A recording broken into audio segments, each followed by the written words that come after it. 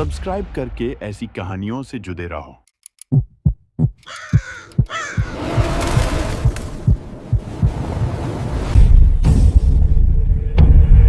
कभी कभी जंगल में मिलने वाली चीजें सिर्फ डरावनी नहीं होती, कुछ रहस्य ऐसे होते हैं जो इंसान की किस्मत बदल देते हैं। और यह कहानी है एक राजकुमारी की, जिसने गलती से उस दानव से मुलाकात कर ली जिससे मिलना उसके भाग्य में लिखा था।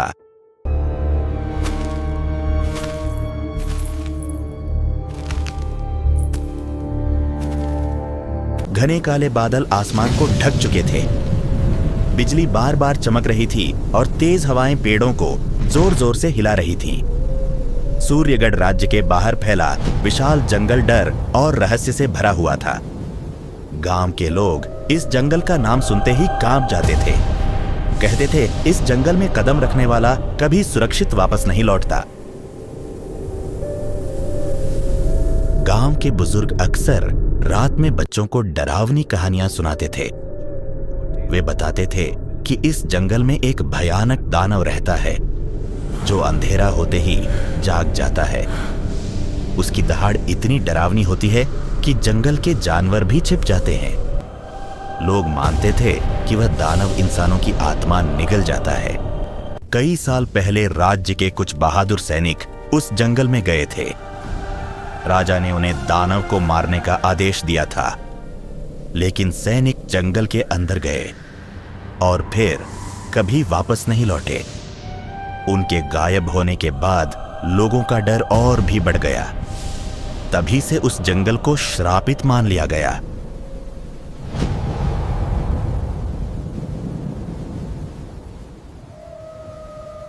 सूर्यगढ़ का राजमहल दूर से चमकता हुआ दिखाई देता था।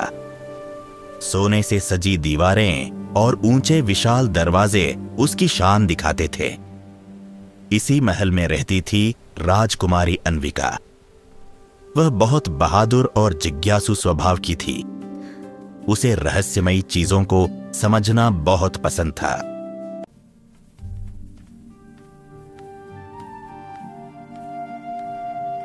बचपन से ही अन्विका बाकी राजकुमारियों से अलग थी। जहां दूसरे बच्चे डरावनी कहानियां सुनकर सहम जाते थे, वहीं अन्विका उन कहानियों को बड़े ध्यान से सुनती थी। उसे डर नहीं लगता था, बल्कि उसके मन में एक अलग ही जिज्ञासा जन्म लेती थी। वह हमेशा सोचती थी कि क्या सच में दुनिया में इतना डर छिपा हुआ है, या फिर लोग अपनी कल्पनाओं से डर को और बड़ा बना देते हैं। अन्विका का मानना था कि हर डरावनी कहानी के पीछे कोई न कोई सच्चाई जरूर होती है। वह मानती थी कि जब तक सच को समझा ना जाए, तब तक डर खत्म नहीं होता। वह हर बात को खुद देखना और परखना चाहती थी। लोगों की कही बातों पर आंख बंद करके विश्वास करना उसे कभी पसंद नहीं था। महल में जब भी कोई रहस्यमयी या डरावनी घटना की चर्चा होती, अन्विका सबसे पहले उसके बारे में सवाल पूछती थी। उसकी आंखों में हमेशा सच जानने की चमक दिखाई देती थी। उसकी यही जिद और निडर स्वभाव कई बार राजा और रानी के लिए चिंता का कारण बन जाता था। राजा को डर था कि उसकी जिज्ञासा उसे किसी खतरनाक रास्ते पर ना ले जाए, और रानी हमेशा उसकी सुरक्षा को लेकर चिंतित रहती थी। लेकिन अन्विका का दिल बहादुर था और उसका मन रहस्यों को समझने के लिए हमेशा बेचैन रहता था। उसे नहीं पता था कि उसकी यही जिज्ञासा एक दिन उसे ऐसी सच्चाई के सामने खड़ा कर देगी जो उसकी पूरी जिंदगी बदलने वाली थी। एक सुबह सूरज की हल्की किरणें महल के बगीचे में फैल रही थी। अन्विका फूलों के बीच टहल रही थी।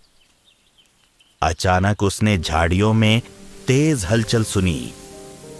उसने मुड़कर देखा तो एक घायल हिरण लड़खड़ाते हुए उसकी तरफ भागता हुआ आ रहा था। हिरण बुरी तरह घायल था। उसके शरीर पर गहरे निशान थे और खून लगातार बह रहा था। हिरण डर से कांप रहा था। अन्विका का दिल पसीज गया। उसने तुरंत अपने कपड़े का टुकड़ा फाड़कर हिरण के घाव पर बांधने की कोशिश की, लेकिन हिरण अचानक घबराकर उठ खड़ा हुआ और जंगल की तरफ भागने लगा। अन्विका समझ गई कि हिरण बहुत डरा हुआ है और शायद किसी से बचकर भाग रहा है। बिना सोचे समझे वह हिरण के पीछे दौड़ पड़ी। महल के सैनिकों ने अन्विका को जंगल की तरफ जाते देख लिया। उन्होंने जोर से चिल्लाकर उसे रोकने की कोशिश की, लेकिन अन्विका हिरण को बचाने के लिए इतनी बेचैन थी कि उसने सैनिकों की आवाज अनसुनी कर दी। वह तेजी से जंगल के अंदर प्रवेश कर गई। जैसे ही अन्विका जंगल के अंदर पहुंची, माहौल अचानक बदल गया। चारों तरफ गहरा सन्नाटा छा गया। पक्षियों की आवाजें बंद हो गईं। हवा ठंडी और भारी महसूस होने लगी। अन्विका को पहली बार एहसास हुआ कि वह किसी खतरनाक जगह पर आ चुकी है, लेकिन अब वापस लौटना आसान नहीं था।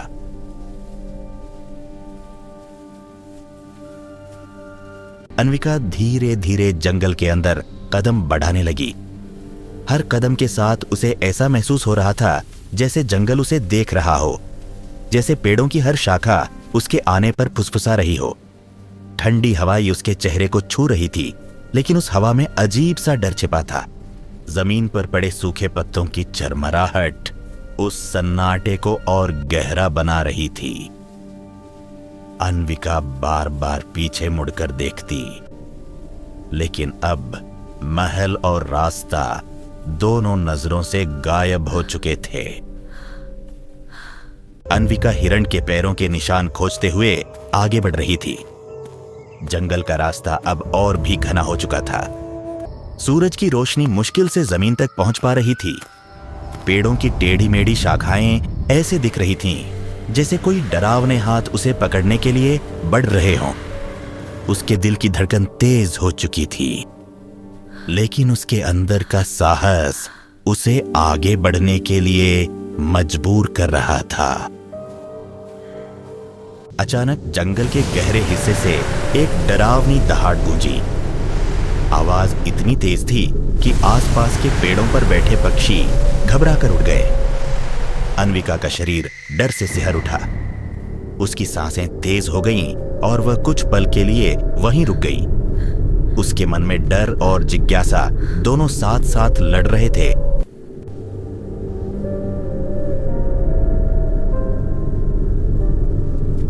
अन्विका के मन में विचार आया कि शायद सैनिकों की बात सच थी। शायद इस जंगल में सच में कोई भयानक शक्ति मौजूद है। उसने गहरी सांस ली और अपने डर पर काबू पाने की कोशिश की। जैसे ही वह आगे बढ़ी, अचानक तेज हवा चलने लगी। पेड़ों की शाखाएं जोर जोर से हिलने लगी। सूखे पत्ते हवा में उड़ने लगे और जमीन पर धूल का गुब्बार उठने लगा। उसी धूल और अंधेरे के बीच उसे दो लाल चमकती आंखें दिखाई दी। वे आंखें स्थिर थीं और सीधे उसे घूर रही थी।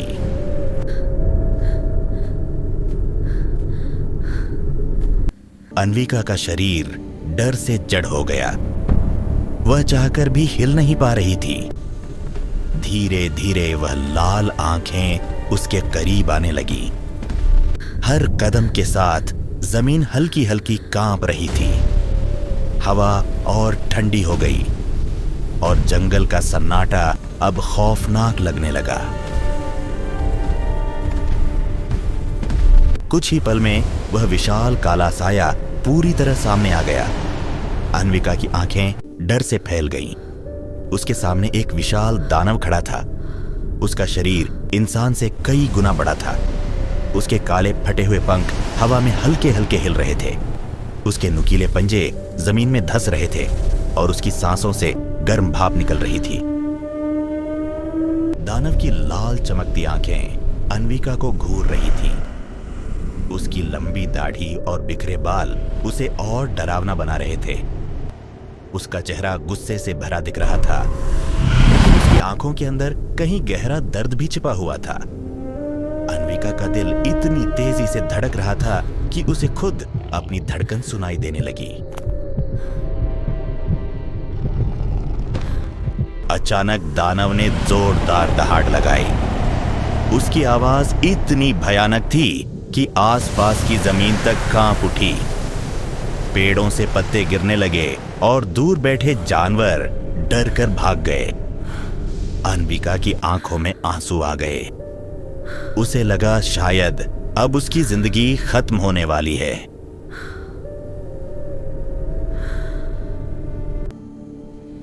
डर के बावजूद अन्विका ने भागने की कोशिश नहीं की। वह कांपते हुए भी वहीं खड़ी रही। उसने धीरे धीरे अपनी आंखें बंद की, जैसे अपने भाग्य को स्वीकार कर रही हो। लेकिन कुछ पल बीत गए और दानव ने हमला नहीं किया। जब अन्विका ने आंखें खोली तो उसने देखा कि दानव उसे ध्यान से देख रहा था, जैसे वह समझने की कोशिश कर रहा हो कि यह लड़की बाकी इंसानों से अलग क्यों है। दानव कुछ पल तक अन्विका को घूरता रहा। उसकी भारी सांसों की आवाज जंगल के सन्नाटे में साफ सुनाई दे रही थी। अन्विका को महसूस हो रहा था कि मौत उसके बिल्कुल सामने खड़ी है। लेकिन अचानक उसने देखा कि दानव की आंखों में गुस्से की जगह एक अजीब सी उलझन दिखाई दे रही थी, जैसे वह समझ नहीं पा रहा था कि यह लड़की भाग क्यों नहीं रही। जंगल में ठंडी हवा बह रही थी। पेड़ों की शाखाएं धीरे धीरे हिल रही थीं। दोनों के बीच अजीब सा सन्नाटा फैल गया था। अन्विका डर से कांप रही थी, लेकिन उसकी नजरें दानव की आंखों से हट नहीं रही थीं। उसे ऐसा लग रहा था जैसे वह उन आंखों के अंदर छिपे दर्द को महसूस कर सकती है।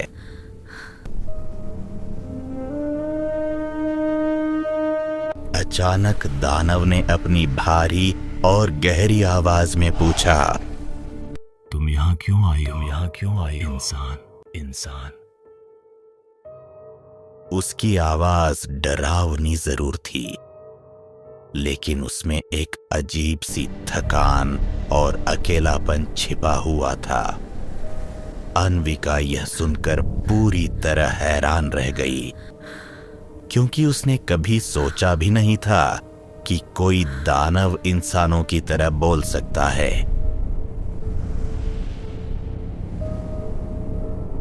अन्विका कुछ पल तक चुप रही। उसके गले से आवाज ही नहीं निकल रही थी। उसने खुद को संभालने की कोशिश की और धीरे से बोली, मैं एक घायल हिरण को बचाने आई हूं। उसकी आवाज कांप रही थी, लेकिन उसमें सच्चाई साफ झलक रही थी। दानव ने ध्यान से उसकी बात सुनी।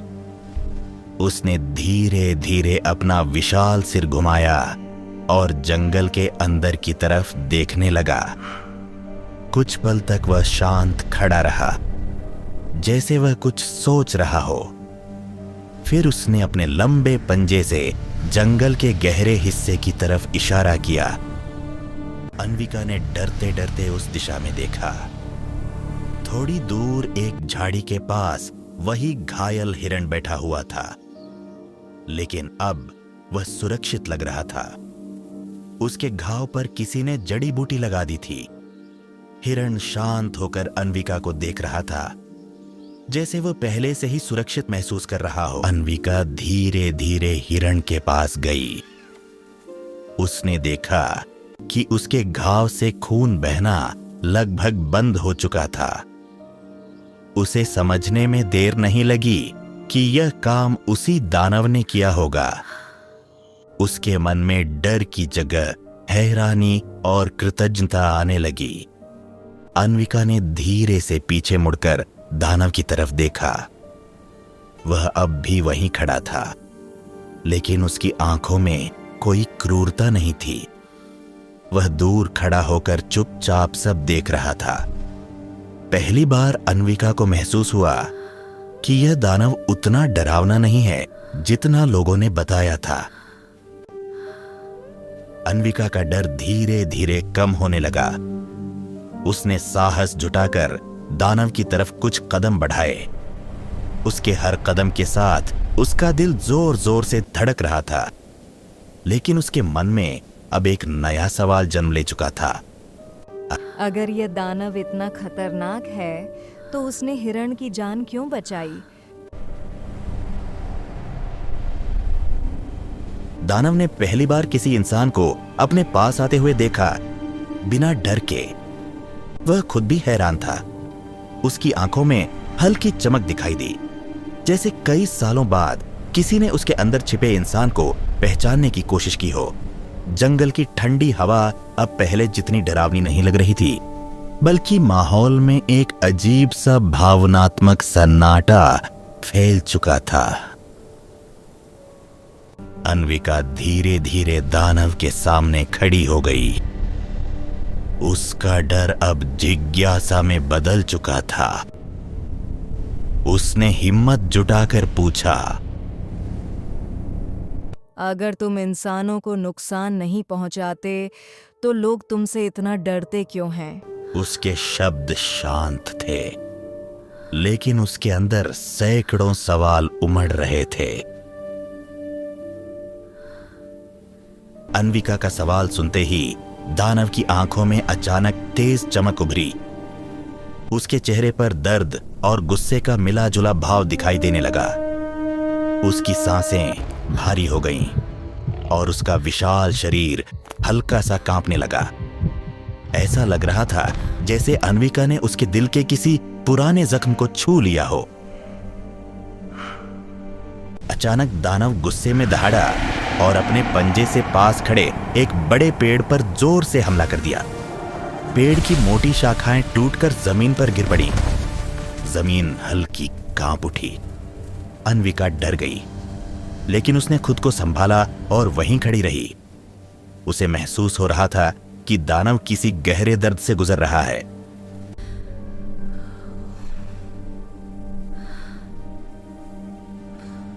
कुछ देर तक दानव गुस्से में सांस लेता रहा। फिर धीरे धीरे उसका गुस्सा शांत होने लगा। वह भारी कदमों से पीछे हटकर जमीन पर बैठ गया। उसकी आंखें नीचे झुक गईं। पहली बार वह इतना कमजोर और थका हुआ दिखाई दे रहा था, जैसे सालों से वह अपने दर्द को अकेले झेल रहा हो। कुछ पल के सन्नाटे के बाद दानव ने धीमी आवाज में कहा, अब मैं हमेशा ऐसा नहीं था। उसकी आवाज में पछतावा और टूटन साफ महसूस हो रही थी। अन्विका ध्यान से उसकी बात सुनने लगी। उसे महसूस हो रहा था कि अब वह किसी बहुत बड़े रहस्य को जानने वाली है। दानव की नजरें जंगल की जमीन पर टिक गई, जैसे वह अपने अतीत की यादों में खो गया हो। उसने भारी सांस लेते हुए कहा कि कभी वह भी एक साधारण इंसान था। वह अपने राज्य का सबसे बहादुर योद्धा हुआ करता था, जिसे लोग सम्मान और गर्व से देखते थे। अन्विका ध्यान से उसकी हर बात सुन रही थी। दानव ने बताया कि उसका नाम आर्यवीर था। वह अपने राजा और राज्य के लिए जान देने को हमेशा तैयार रहता था। लोग उसे वीरता और ईमानदारी का प्रतीक मानते थे। उसकी जिंदगी खुशहाल थी और उसे अपने भविष्य पर पूरा भरोसा था।